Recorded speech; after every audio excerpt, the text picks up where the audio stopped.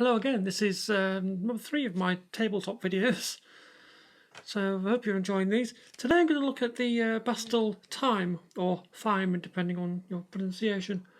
Bastl Electronics are a company based in Brno, Czech Republic, one of my favourite cities in Europe. They've got a clock shaped like a penis, what's not to like. And they're quite an innovative company, they do lots of really wild, different things. The Thyme, I'm going to call it Thyme because I'm English and I mispronounce things, sorry. I probably did that with Digitone as well. It's basically a delay unit, but it's actually a lot more than that. It's all sort of modulatable delays in ways you never thought possible. And it allows you to do some really interesting things. The thing you get in the box, that's the thing there. You get a power supply with it, which is very short lead on it. So I'm actually powering it out of my Novation Circuit power supply at the moment because it's got a sensible solid lead on it, so another one of those hits the floor. The other thing it comes with is a little less savoury. It comes with some very, very bad stickers. Bastl Bro. Yes, quite. I'm not one of these people who gets offended by this stuff. I just go, oh, you bloody idiots. Why do you have to behave like idiot frat kids? No, this is why women don't get into electronic music. They see stuff like this and think, why would I want to deal with these children? Which is what they're like. It's pathetic. So Bastl, stop it. Don't be dicks. Okay, alright, got that over with. Had to be said, I'm afraid. The other oddity about the machine is that the input is a stereo jack. What have I got here? And 2 mono outputs, which is slightly odd. Luckily I had a stereo to double mono lead lying around, which I use for the Blofeld. So be aware you might need to get one of those. It will do mono. There's a little button in there that will change your mono into stereo, so it will do that. But yeah, it's a bit strange. Anyway, now the user interface is what the UI people call not very discoverable. So it comes with this rather nice thing here, which gives you some idea about what all the buttons do, and a fold-out thing there, which I've got upside down, and that. Yeah, it's not. You will need to read this, and I do recommend you read the manual on their website because this is quite a complicated beast. It's not always obvious what's going on. So I'm going to go through some of the basic features with it. I'm not going to give you a complete tutorial on it. As I've said before, there are plenty of places on YouTube that will do that for you. If you want to listen to the sounds in detail, also loads of places. Go and see those. They're great. This is an opinion piece. This is what I like, what I don't, how I'm going to use it. So let me give you a quick rough idea of how the thing works. So it's basically a delay unit. But what you can do with the delay unit is modulate those delays in real time. So I've got a drone here, just going to show you how it works using the filter, which seems daft, but I'll explain in a minute, it'll become more obvious. The basic way the thing operates is it has what's called robots, which sounds like an odd word until you realise that robot is actually a Czech word and they can use it how the hell they like. So the robots are waveforms, and you can see those on the bottom here, that define how the various parameters are modulated and how quick and by how much. So it's just a load of what you would call modulators normally, but they're called robots here. And what you do is you hold the robot select, you select which one you want to use, and you twist it a bit, and that then becomes your active robot. So what I've done there is a filter. Now if I turn the dry wet mix up, got a high pass or a low pass filter. So there, turn this up a little bit. So it's got a sort of a pulse drone there going, and normally. Now the filter there I've got sawtooth wave, I have this high pass filter. Let me change the amount there.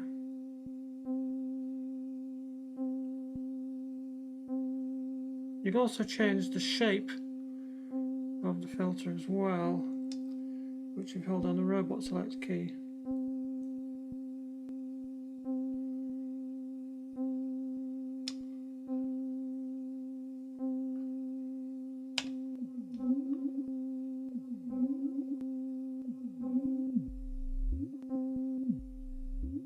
Now I've got the robot synced here using a MIDI sync lead between the two, so they're always synced.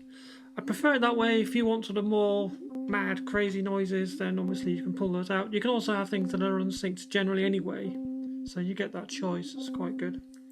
Now you think, okay, that's fair enough. I can do that with my synth. I've got modulators and things on my synth, and of course you have. That just makes it easier to show what's going on.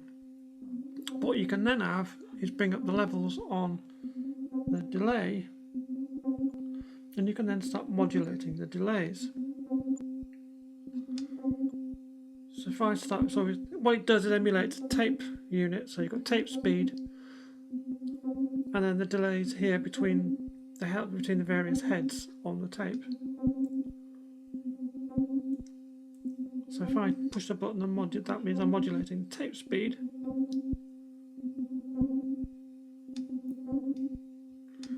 According to that sawtooth.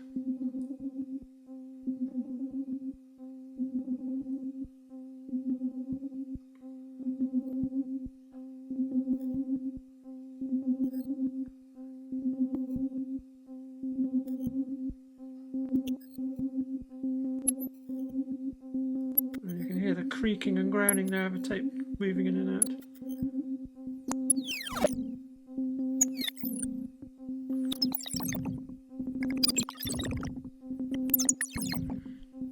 Slow it down.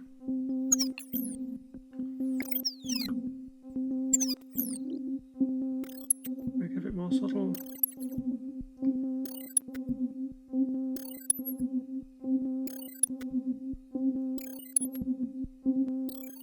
And you can hear the second pulse of the delay coming in. That's still only one pulse going from there. If I turn it off, it's still just doing that.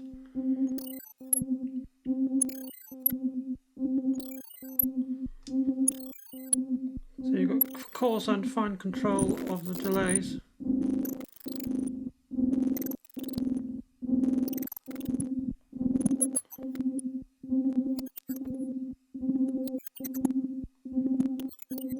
If you turn these when they're not being a robot, that changes sort of the global amount. Let me change it one.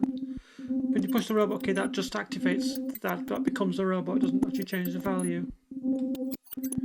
These two change the amount, which is what's confusing about it. So if I want to change the coarse amount of the delay, that doesn't change the amount of the delay, that changes the base amount of the delay, and then these now change the actual amount of the rate of change and the delay itself.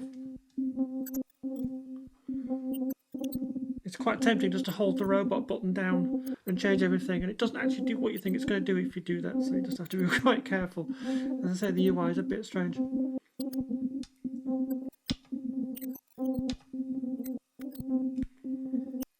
if I change that down there.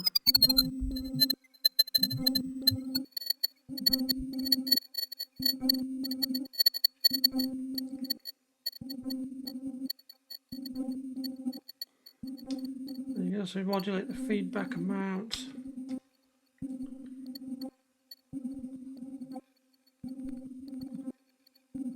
can see the lights flashing there showing how much it's been.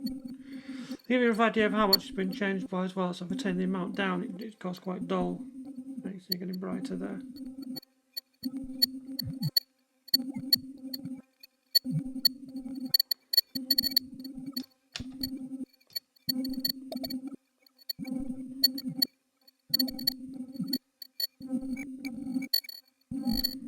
When you've done that, you can save these as presets, all these different presets, and you can recall them.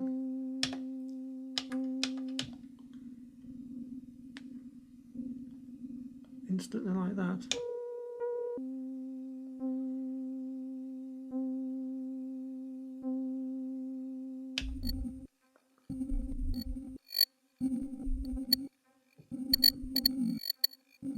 Now remember the original thing of that, it's just that. So if I have something more complex going in here, you can get some quite mad things going on. And if I stop this, you can hear it still goes on a bit because that's all in the delay line. That's just sat in the delay line waiting to come out. Turn the feedback down a bit. So if I get something like this,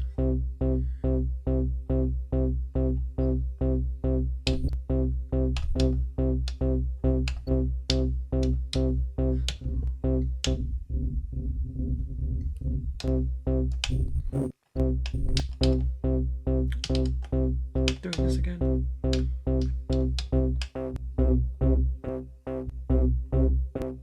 You can do that sort of thing with it. It occasionally gets stuck in this mode here where you can't, where it's on bypass by normally, and I'm not quite sure how to stop it coming out of that mode. It's obviously something I've not figured out yet, but it just drives home the point that this thing is slightly non-obvious quite a lot of the time.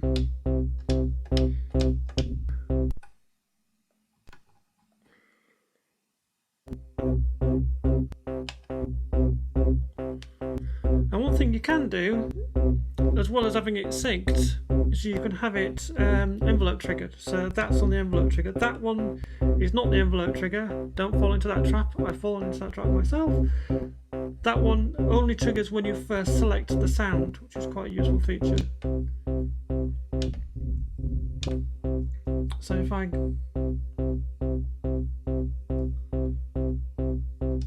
put the select feedback, and then say the feedback is envelope triggered, and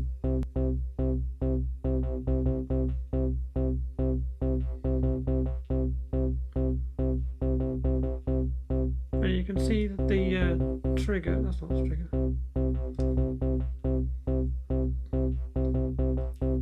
So you can see it triggering there. When you change the rate, what it actually does is change the frequency it looks for when it's trying to trigger. So that's really ineffective. You can do mad things with that. Because you could have something that only triggers on particular beats of the bar, for instance. So pretty much all of these can be changed. So there's even the spacing between the heads.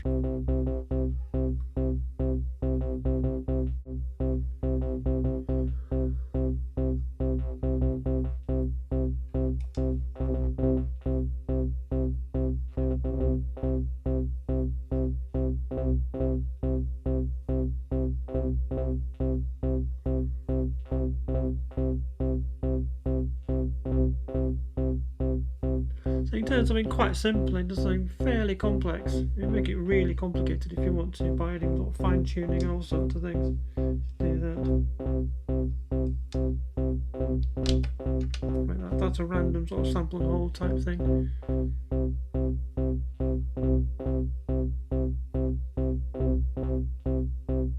With the fine tune knob, you can actually get sort of comb filtering effects. It's really quite effective. You can just hear that slightly coming in a bit there.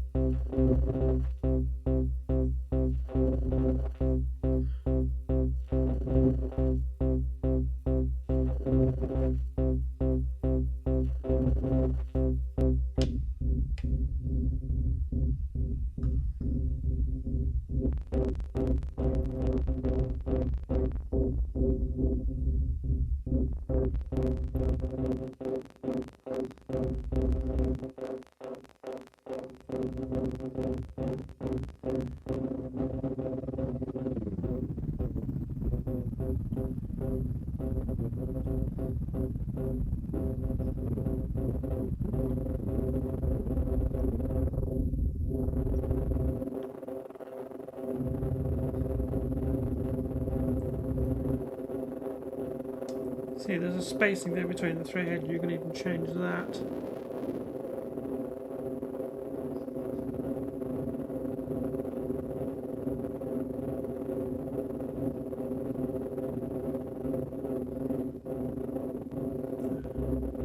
If we change the dry wet, like then we get the original back and the sort of just humming in the background.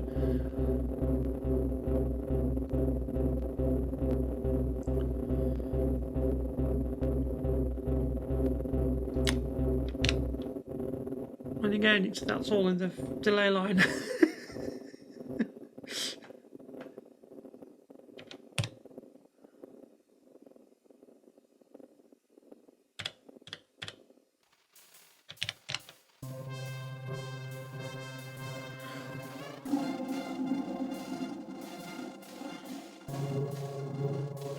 Hours of fun with this thing.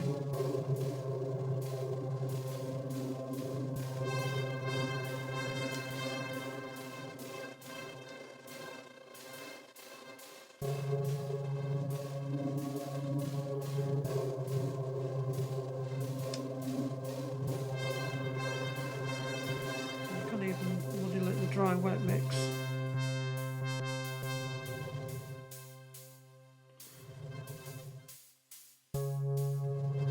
So all of these that are against them can be robots, so you can even divide the output volume as a robot as well. But the only thing that isn't a robot is the input gain here.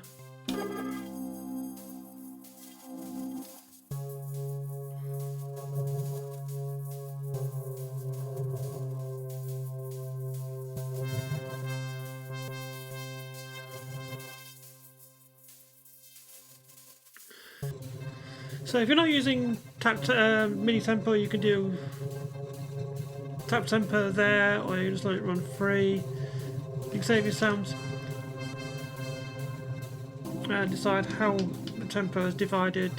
Now then, the tempo divider here is for the sequencer, which I haven't quite got to grips with yet. What you can have is it'll run through a set of these sounds, so these are all in preset sounds.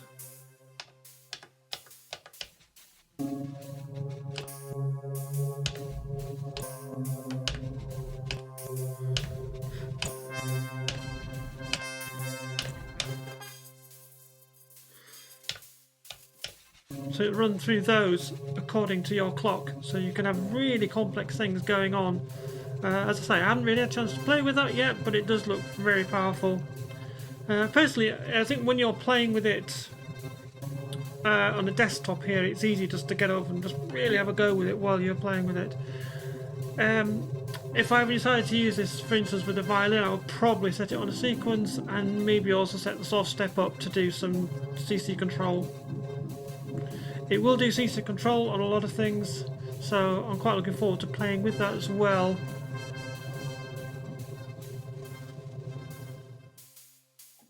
So in general, yeah, I quite like the device. I've had a lot of use out of it yet, partly because it's a tabletop device and I've been rather busy on violin-based projects at the moment. It does work nicely. I have used it with the Innovation Circuit ones, which I think is one of the CSMA videos we did a while ago. It is a tabletop play with device, I think, rather than a set it and leave, so it works well with something like this. They're quite a good pair, I think, which is why I've chosen the Digiturn to go with it. Sound quality is quite decent. It's emulating a tape device, so it's necessarily not totally clean, and there's also an option on here to turn the quality down a bit as well to make it a bit rougher. I'm not really into that sort of stuff, but plenty of people are, so that's an option there if you want it. So that's the Bastl Thyme. It's an interesting device, quite odd to use at times, and something you're not going to use on every project, but if you want to add some spice to rhythms or textures, particularly on the fly when you're playing or improvising, then yeah, it's great fun. I hope you enjoyed that anyway, quick overview, and see you in the next one. Bye!